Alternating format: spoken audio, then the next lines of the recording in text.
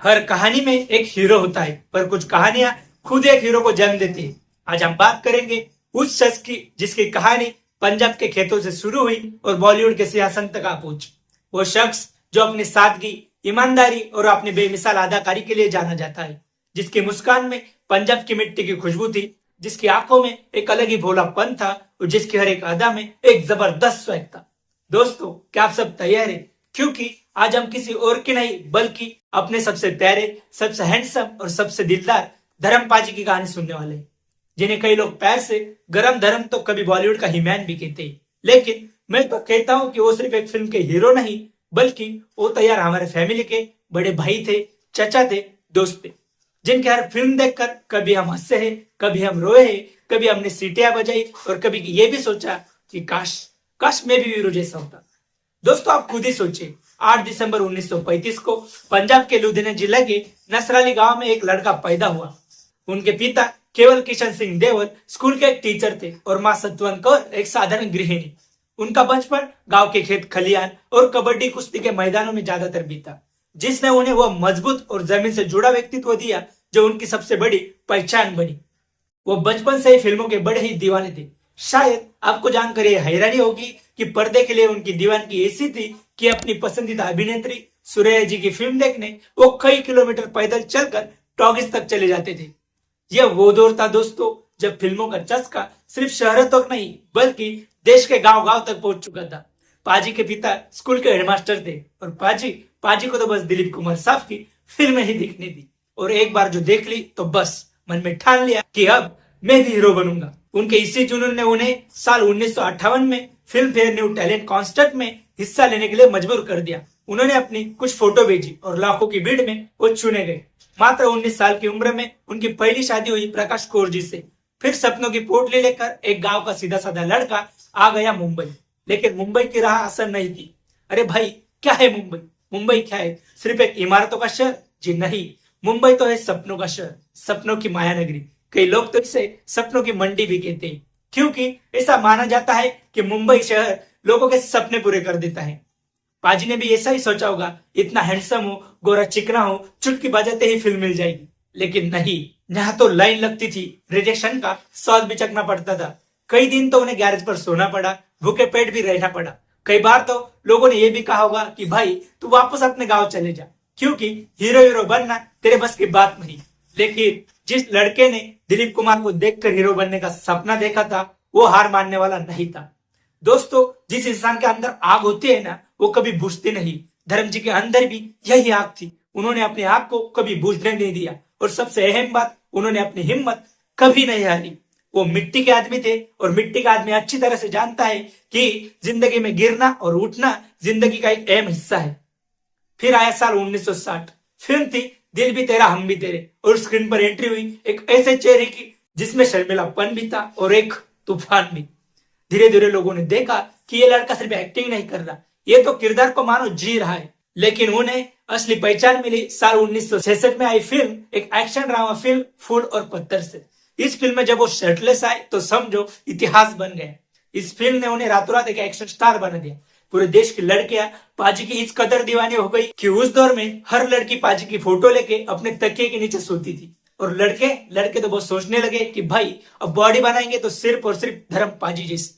उनकी मजबूत काया, भोलापन और आंखों में एक विद्रोह का भाव, ये सब कुछ दर्शकों को भा गया, और यहीं से उन्हें हिमैन का किताब भी मिला। उन्होंने कहा था, मेहनत करने वाला कभी हारता नहीं, बस सही मौके का इंतजार करता है। 1970 का दशक धर्मेंद्र के करियर का स्वर्णीय काल था। इस दौर में उनकी बहुमुखी प्रतिभा खुलकर सामने आई। फिल्म शोले, चरण, धर्मवीर, प्रतिज्ञा जैसी फिल्मों में उनका एक्शन, उनका स्टाइल एक आइकॉन बन गया, और यहीं से लोग उन्हें एक्शन का किंग भी कहने लगे।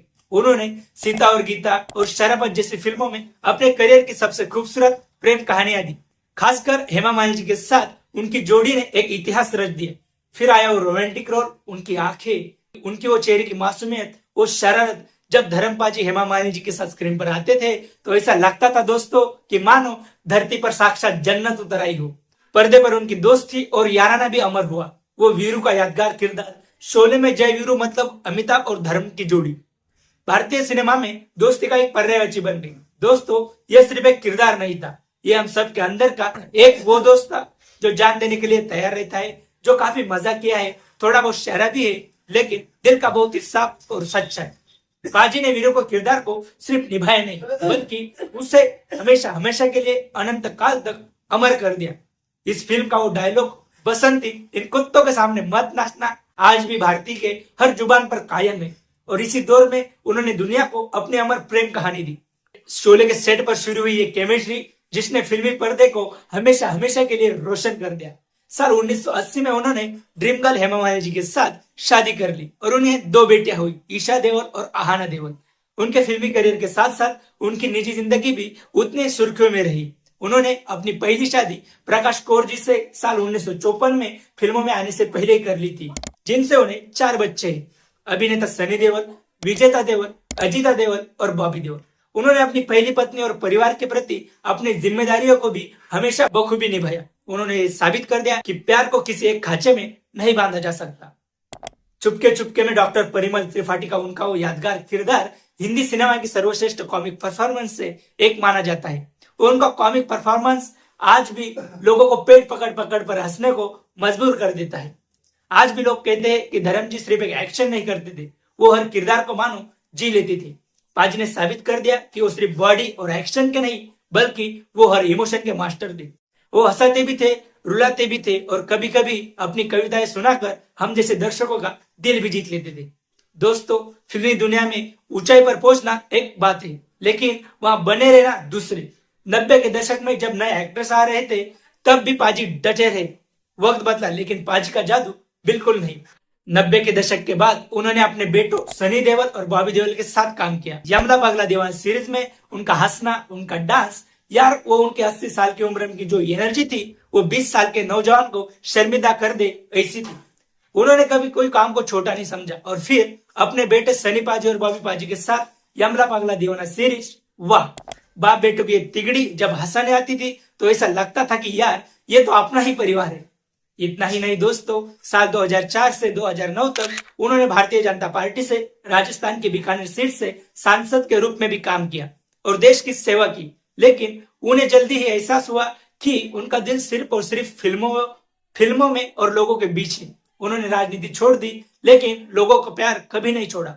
उन्होंने 300 से भी ज्यादा फिल्मों में काम किया। उन्हें भारत सरकार ने साल 2012 में देश का 3रा सर्वोच्च नागरिक पुरस्कार, जो कि पद्म भूषण है, उससे सम्मानित किया। धर्मेंद्र की कहानी सिर्फ एक एक्टर की नहीं, बल्कि एक ऐसे आदमी की है जिसने अपनी जमीन और अपने मूल्य को कभी नहीं छोड़ा। जब वो सोशल मीडिया पर अपने फार्म हाउस या खेतों के वीडियो शेयर करते थे, तो वो हीमैन नहीं, बल्कि एक साधारण जमीन से जुड़ा किसान लगते थे। उनका अनुशासन, सादगी और इंडस्ट्री के प्रति उनका प्यार, यही उनके असली सफलता का एक राज है। 80 की उम्र पार करने के बाद भी पाजी जब स्क्रीन पर आते थे, तो वही चमक, वही जोश। हाल ही में रॉकी और रानी की प्रेम कहानी में देखा मैंने उन्हें। अरे एक शॉट में पूरी महफिल लूट ली थी रे उन्होंने। उनकी सादगी, उनका अनुशासन और उनका जमीन से जुड़ा व्यक्तित्व, यही उन्हें सिर्फ सुपरस्टार नहीं, बल्कि अनंत युगों तक एक लेजेंड बनाता है। लेकिन दोस्तों, 24 नवंबर 2025 इस दिन जब हिंदी सिनेमा के इस चमकते सूरज ने हमेशा हमेशा के लिए अपनी आंखें मूंद ली। 79 वर्ष की आयु में मुंबई में अपने आवास पर उन्होंने अंतिम सांस ली। उस दिन भारतीय सिनेमा की उस नींव का एक बड़ा हिस्सा हमेशा हमेशा के लिए खामोश हो गया, जिस पर पूरी इंडस्ट्री खड़ी थी। आज हमारे दिलों का वो सबसे सच्चा, सबसे प्यारा और सबसे सीधा और सबसे दिलदार हीरो हमें अलविदा कह गए। देश भर में शोक की लहर दौड़ गई। प्रधानमंत्री जी से लेकर कलाकार, हर फैन की आंखें मानो नम थी। मुंबई के विले पार्ले स्मशान घाट पर उनके बेटे सनी देओल ने उन्हें जब मुखाग्नि दी, हेमा मालिनी जी, ईशा देओल जी, बॉबी देओल और उनका परिवार और साथ ही पूरा बॉलीवुड मौजूद था। शाहरुख, सलमान, अमिताभ, हर एक की आंख कह रही थी, अलविदा धर्म जी, अलविदा ही मैं। वो हमेशा कहते थे कि मैं अपनी आखिरी सांस तक फिल्मों में काम करूंगा, और वाकई सच में उनकी आखिरी फिल्म 21 अब उनके मरणोपरांत रिलीज होगी। इससे पहले रॉकी और रानी की प्रेम कहानी में उनका वो प्यार भरा रोल हमें हमेशा याद रहेगा। दोस्तों, धर्मेंद्र सिंह देओल एक नाम नहीं, एक युग था। वो थे हीमैन, गरम धर्म, वो थे वीरू, वो थे डॉक्टर परिमल त्रिपाठी, लेकिन सबसे बढ़कर वो थे पंजाब के एक भोले भाले बेटे, जिसने अपने सपनों को अपनी मेहनत से सच कर दिखाया।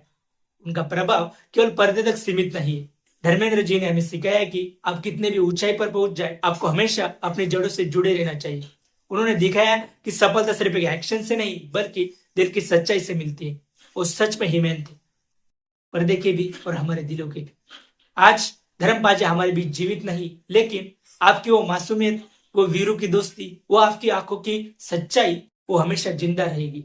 जब भी हम शोले देखेंगे, जब भी हम चुपके चुपके देखेंगे और जब भी हम अपने खेत खलियानों को देखेंगे, पाजी हमें आपका चेहरा जरूर नजर आएगा।